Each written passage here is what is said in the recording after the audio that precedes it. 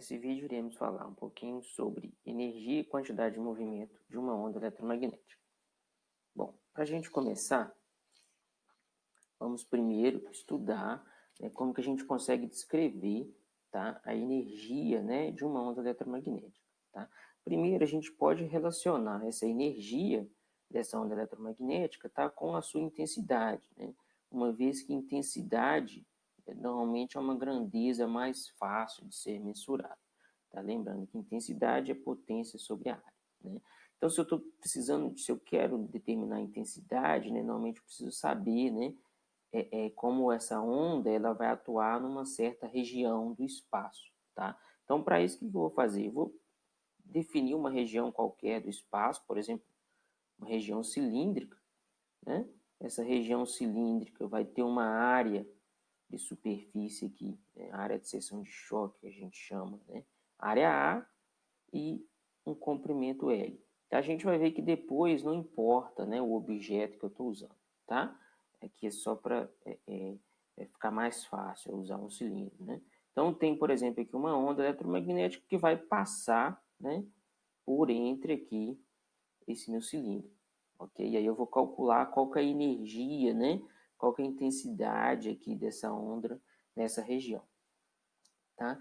Bom, então, esse meu cilindro ele vai ter um volume aqui L vezes a área, A energia, então, a gente normalmente vai definir em termos de densidade de energia, tá? Onde a densidade de energia, é energia dividido pelo volume, e a gente vai estar interessado sempre nos valores médios também, tá? Então, eu vou falar sempre em energia média, Então, energia média de uma onda eletromagnética vai ser a sua densidade vezes o volume, no caso aqui, o volume do meu cilindro, ok? Como eu quero calcular potência, e eu sei que potência é energia sobre tempo, tá? Então, eu vou precisar de saber, por qual que é o tempo gasto para essa onda eletromagnética passar por essa região no espaço que eu defini, tá? Só que note que, como essa onda, ela se propaga aqui, vamos supor que ela está no vácuo, está se propagando com velocidade c, tá? Então, o tempo gasto por essa onda eletromagnética atravessar esse cilindro vai ser a distância L dividido pela sua velocidade, ok? Então, agora, a potência média, então, dessa onda eletromagnética naquela região vai ser a densidade dividido pelo tempo, a energia média dividido pelo tempo, mas eu sei que a energia, então, é densidade vezes o volume, ok? E o tempo era L sobre C. Logo, eu chego que a potência média de uma onda eletromagnética vai ser a sua densidade vezes a área vezes a sua velocidade de propagação. E aí, por fim, a intensidade, então, dessa onda eletromagnética, que é potência sobre área, vai ser simplesmente densidade de energia média vezes a sua velocidade, tá? Então, note que eu consigo relacionar, então, densidade de energia de uma onda eletromagnética com a sua intensidade, de uma forma mais simples, tá? Então, se eu quiser saber a densidade de energia, bastaria eu medir, por exemplo, a intensidade dessa onda, ok? Então, esse é o primeiro ponto, Só que agora eu preciso saber também como que eu escrevo, a densidade de uma onda eletromagnética, tá? Ou a energia de uma onda eletromagnética.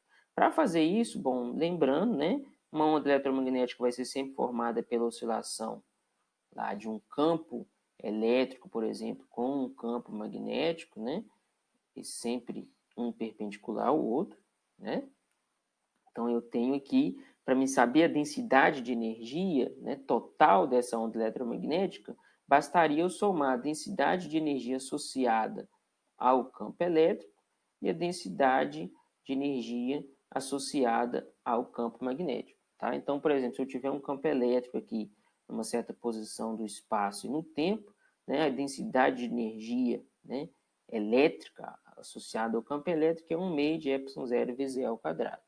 Já a densidade de energia magnética vai ser o campo magnético ao quadrado dividido por 2 μ0, ok? Já né, a gente já mostrou isso anteriormente em outros vídeos, né, que em uma onda eletromagnética, o campo magnético ele se relaciona com o campo elétrico dessa forma, ou seja, o campo magnético, né, a sua, vamos dizer, a intensidade desse campo magnético vai ser o campo elétrico dividido pela velocidade de propagação dessa onda, tá? Então eu posso ou reescrever essa densidade aqui de energia magnética em função do campo elétrico, né? Eu substituo B nessa equação, e aí eu chego aqui, tá? Ou eu também poderia fazer o inverso, né? Substituir o campo elétrico nessa equação, então eu acharia uma outra energia aqui, tá? Então aqui eu vou trabalhar inicialmente somente com campo elétrico, tá? Então eu posso escrever a densidade de energia magnética como em função aqui do campo elétrico, e aí na hora que eu for calcular agora a minha densidade de energia total, ou seja, eu vou somar esses dois termos, tá? Eu chego nessa expressão aqui, ok? Então, eu estaria simplesmente somando esses dois caras, né? Só que, como eu falei, eu também posso escrever isso em termos do campo magnético, tá? Ou eu posso simplesmente deixar, né, em função aqui tanto do campo elétrico e do campo magnético simultaneamente, tá? Então, note que minha densidade de energia total depende do campo elétrico e do magnético, ok? Bom, mas, como eu disse, a gente quer os valores médios, né? Porque um campo elétrico está oscilando no espaço e no tempo, e a mesma coisa para o campo magnético, tá? Então, eu vou estar interessado nos valores médios, né? Para fazer isso, a gente pode recorrer ao que a gente já também aprendeu em aulas anteriores, né? Que são os valores quadráticos médicos, né? Desses campos, tá? Ou seja, a minha energia média, densidade de energia média vai ser o valor RMS do campo elétrico, com o campo magnético dividido por μ0, C. Tá? E aí, então, por fim, a minha intensidade, né, que eu já tinha determinado, intensidade era a intensidade de energia média vezes a velocidade de propagação da onda no vácuo, tá? Eu tenho, então, essa relação aqui, ok? Então, note que, para mim, se eu sei a intensidade, né, dessa onda, tá? Eu consigo saber, por exemplo, qual que é o campo elétrico, né? O valor médio quadrático do campo elétrico ou do campo magnético, tá? Ou se eu sei, né, os valores médios quadráticos dos campos, tá? Eu consigo também saber a intensidade, tá? Então essa vai ser uma relação importante aí dentro, né, desse contexto de onda eletromagnética, tá? A partir dos campos eu consigo saber essa intensidade diretamente ou vice-versa, ok? Então esse é o primeiro ponto, né? Aí o segundo ponto, né, se a gente lembrar, já tinha falado anteriormente, né, que uma onda eletromagnética ela se propaga numa direção, né, que é tanto perpendicular ao campo elétrico quanto ao campo magnético, né? E o campo elétrico e o campo magnético eles oscilam, né, em direções perpendiculares, né, ou ortogonais, né? Ou seja, vai ser útil para a gente, tá? Aqui definir um vetor que eu vou chamar de vetor de point, tá?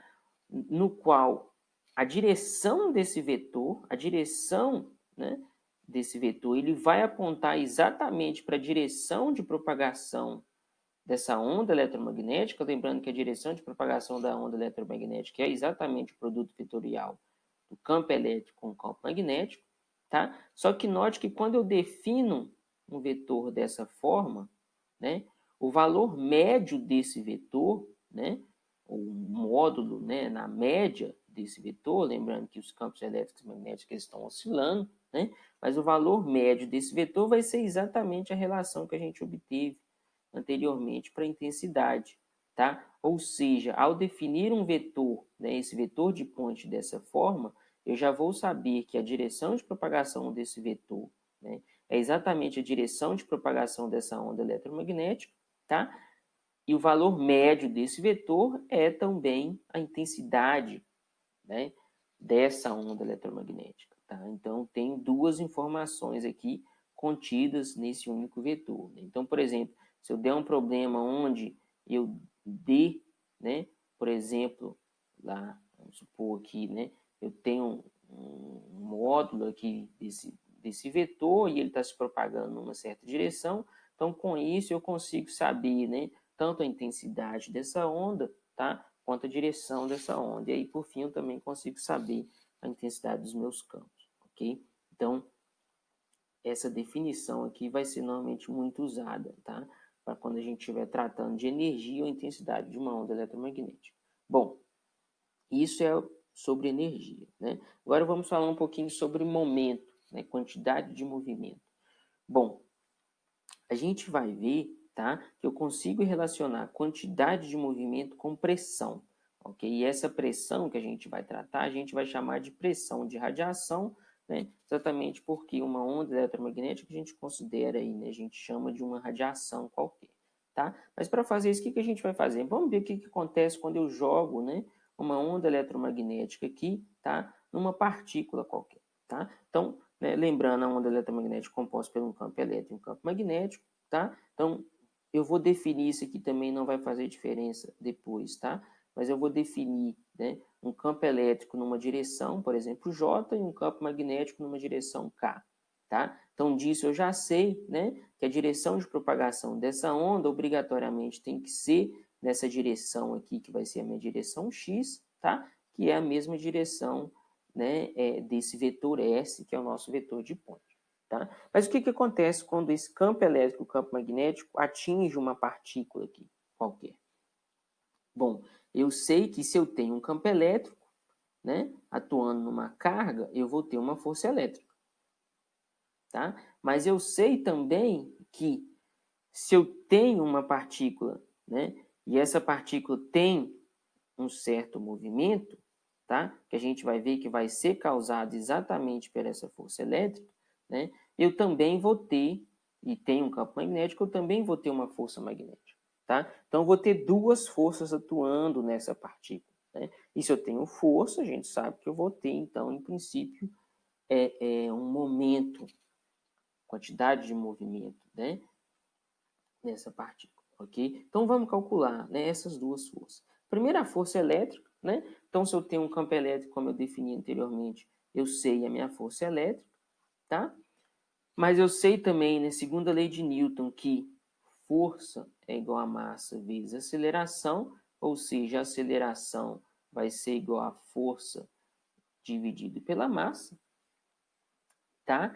E aí, então, se eu tenho uma aceleração, eu consigo saber a velocidade, né? Então, a velocidade de uma partícula, né? Quando eu atuo aqui um campo elétrico nessa partícula carregada aqui, eu vou gerar uma força nela, logo eu vou ter uma velocidade, né? Eu vou ter um movimento acelerado, né?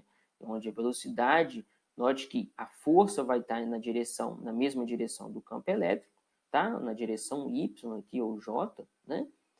Logo, a minha velocidade também vai estar nessa mesma direção, tá? E aí, então, eu sei a aceleração, né? Força sobre massa, e a força é carga vezes o campo elétrico, então a minha velocidade vai ser exatamente essa expressão aqui, ok? Se eu sei essa velocidade, então se eu tenho velocidade, eu vou ter uma energia, né? Então eu vou ter uma energia aqui que vai estar associada, né? À minha energia cinética, tá? Então eu consigo encontrar aqui a minha energia. Ok? Bom, então isso seria, né, o que uma força elétrica causa nessa partícula, tá? Mas eu posso olhar também a força magnética, tá? Aí o primeiro ponto importante, note que o meu campo elétrico, ele está oscilando, né? Meu campo elétrico, eu posso escrever ele, por exemplo, né, como sendo um E0 cosseno de um kx menos ômega t, por exemplo, né? Eu vou ter um termo oscilante aqui, ok?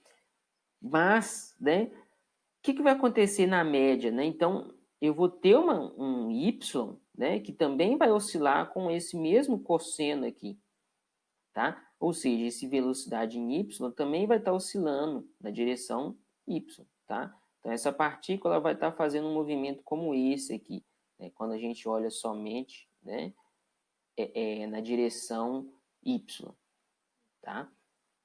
O que isso vai significar? Que na média, né, essa partícula ela se move ao entorno da posição y igual a zero, tá? Então, gravem isso aí.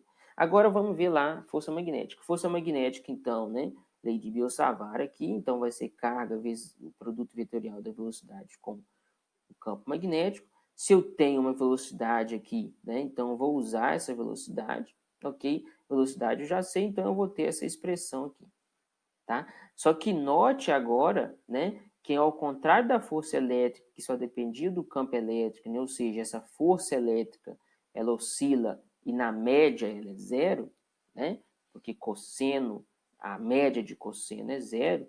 Na minha força magnética, a média, né, isso aqui é um produto de campo elétrico com campo magnético, ou seja, isso daria alguma coisa do tipo cosseno ao quadrado, né, e a média de cosseno ao quadrado não é zero. Tá? Então, a média disso aqui é diferente de zero. Né? Então, a minha força magnética passa a ter um valor médio, né? Que é diferente de zero, ao contrário da minha força elétrica. Tá? Então, eu tenho, mas de toda forma, eu tenho essas duas forças atuando. Né? E aí, então, eu posso calcular um momento. Né? Se eu lembrar aqui uma outra forma de escrever força, né? Força é a variação do momento linear no tempo. Né? Aqui, pessoal, só um pouquinho de cuidado, né? A gente vai ter, a notação não é muito boa, a gente tem várias, né, letras πs, né? Já falei de potência, que eu normalmente escrevo como um P maiúsculo, né? Aqui eu estou falando de momento linear, que vai ser um P minúsculo, e no futuro eu vou falar de pressão, que também vai ser um P, só que eu vou colocar lá um subscrito R, ok? Mas então eu posso calcular esse momento, né? Tá, a partir da definição, então o momento vai ser a integral da força no tempo. Como eu falei que a minha força elétrica, na média, ela é zero, tá? Então, vou aqui já adiantar e calcular simplesmente o momento causado por essa força magnética, tá? Que vai ser diferente de zero, né? Eu já tinha encontrado a expressão para a força magnética, então eu tenho aqui o momento linear causado por essa força, tá? Mas note que esse termo aqui, ó, é exatamente, né, é a minha energia, né, que eu tinha calculado, né, nesse slide aqui anterior, tá? Então, isso aqui é a minha energia. Então, note que eu posso escrever que o momento linear, né, dessa partícula causado pela minha onda eletromagnética vai ser igual à energia dessa onda eletromagnética dividido pela velocidade de propagação dessa onda, tá? Ou seja, né, eu também consigo relacionar com intensidade, né? Se eu sei a energia, eu sei a intensidade, né? Se eu sei os campos, eu também vou saber a intensidade, tá? Então, note que uma onda eletromagnética vai causar uma variação, né? Vai causar o aparecimento de uma quantidade de movimento ou um momento linear nessa partícula, né? Ao interagir com essa partícula, tá? Então, aqui, né, se eu voltar às definições básicas, né, de intensidade, né, intensidade é potência, tá? Sobre área, mas o que é potência? Potência é energia por unidade de variação no tempo, né? Então, é energia sobre tempo vezes a área. Então, eu chego nessa expressão aqui, tá? E aí, né, eu vi que energia dessa onda eletromagnética eu posso escrever em termos do momento linear, então é C vezes o momento linear, tá? Só que agora eu posso voltar aqui, ó, e lembrar que momento sobre tempo é exatamente força, né? Definição de força, né? Força é variação do momento no tempo, tá? Então, se eu tenho um momento, uma variação, um tempo curto aqui, então eu posso escrever dessa forma, né? E aí, por fim, se eu lembrar que força sobre área é pressão, eu exatamente vou chegar na ideia, né, de relacionar com o que a gente chama de pressão de radiação, tá? Ou seja, a pressão de radiação, né, causada por uma onda eletromagnética vai ser igual à intensidade dessa onda eletromagnética dividido pela velocidade da luz, né? Velocidade de propagação dessa onda, tá? Então, note que, né, é claro, aqui é quase que óbvio, né, se eu tenho força atuando numa partícula, então eu vou ter, né, um meio, eu vou ter uma pressão, tá? Só que eu consigo relacionar essa pressão, né, ou também aquele momento diretamente com a intensidade, né? Então, se eu sei a intensidade dessa onda, tá, eletromagnética, eu consigo saber essa pressão aqui, tá? E aí, por fim, né, eu posso, né, já que eu sei a intensidade, por exemplo, lá do meu vetor de point, né, então eu posso escrever essa expressão, né, para pressão aqui, tanto em termos dos campos elétricos, né, valores de pico ou os valores quadráticos médios, tá? Ou em termos somente de um deles, né? Ou seja, se eu sei a intensidade, né, se eu sei, melhor dizendo, né, o valor do campo elétrico, né, tanto o valor de pico ou RMS ou do campo magnético, eu consigo saber essa pressão também, ok? Bom, o que isso quer dizer para a gente, né? Isso quer dizer que se eu tenho uma onda eletromagnética, então, atuando, por exemplo, né, numa superfície, né, vamos supor que eu tenho aqui uma superfície, né, essa superfície aqui cheia de partículas, né, vamos supor isso aqui é um material condutor, sei lá, então tem aqui uma onda eletromagnética atuando nesse cara. O que vai acontecer? Vai acontecer que essa onda eletromagnética vai causar uma variação do momento, eu vou gerar uma pressão, eu vou gerar uma força, né, nesse objeto, tá? Então eu vou poder colocar em movimento, né? Então simplesmente, por exemplo, se essa minha onda eletromagnética, vamos pensar que é uma luz, né? Mesmo que seja uma luz visível, né? Se eu jogo uma luz nesse objeto, esse objeto ele pode se mover, tá? Então é isso, né, que essa conta aqui está querendo nos dizer, né? Mas vocês podem me perguntar, poxa, mas toda vez que eu acendo ou apago uma luz, né, da minha casa, eu nunca vejo nada se mover, né? Ou seja, esse negócio seu está errado, né? Eu nunca vi nada se movendo, né? Quando eu jogo uma luz nesse objeto, né? Na verdade, né, o que está acontecendo? Uma das primeiras coisas, né, pelo fato, né, explicação mais rápida, por que a gente não vê nada se movendo, né? É porque essa força, tá? Ou, né, a pressão ela é muito pequena, tá? A força gerada por essa variação dessa quantidade de movimento ou por causa dessa pressão é da ordem de piconewtons, né? Onde pico é 10 a menos 12, né, newtons, tá? Ou seja, é uma força extremamente pequena, tá? Mas apesar de ser uma força muito pequena, não quer dizer que ela possa ser sempre desconsiderada, né? Então, por exemplo, se a gente pensar onde normalmente, né, isso acaba sendo sempre considerado, por exemplo, se eu tenho, sei lá, né, tem problemas, né, a gente vai poder trabalhar com isso, né? Se eu tenho, por exemplo, um satélite, né, orbitando, tá no espaço, né, no vácuo. Como no vácuo eu não tenho nada de atrito, né? Então, e, por exemplo, lá no espaço eu tiver por exemplo, uma sonda, né, um satélite lá passando próximo ao Sol, por exemplo, né? A intensidade dessa onda eletromagnética emitida pelo Sol é muito alta, né? Então tem uma intensidade muito alta, tá? Onde as outras forças, né, a força, por exemplo, de atrito é muito baixa, né? Ou seja, a intensidade, né, a pressão causada por essa onda, tá, pode influenciar no movimento desse satélite, né? Então, lá vai ser importante, às vezes, eu levar isso em conta, né? Em alguns casos, né, eu vou ter que levar isso em conta porque talvez eu precise fazer uma correção no movimento desse satélite, tá?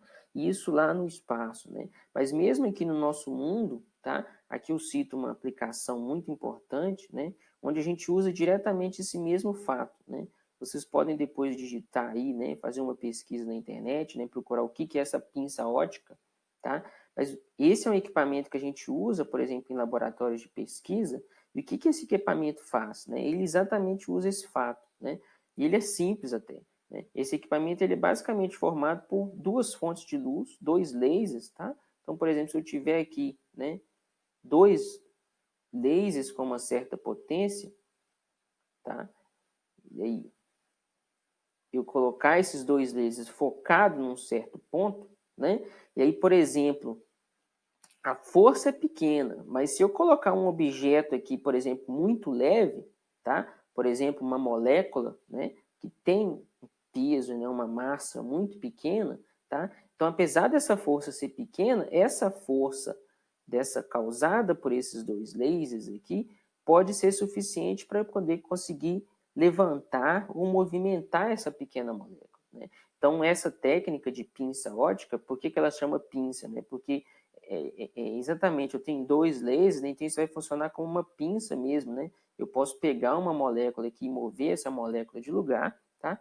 Essa é uma técnica normalmente muito usada em laboratórios, né? Por exemplo, de biologia, né?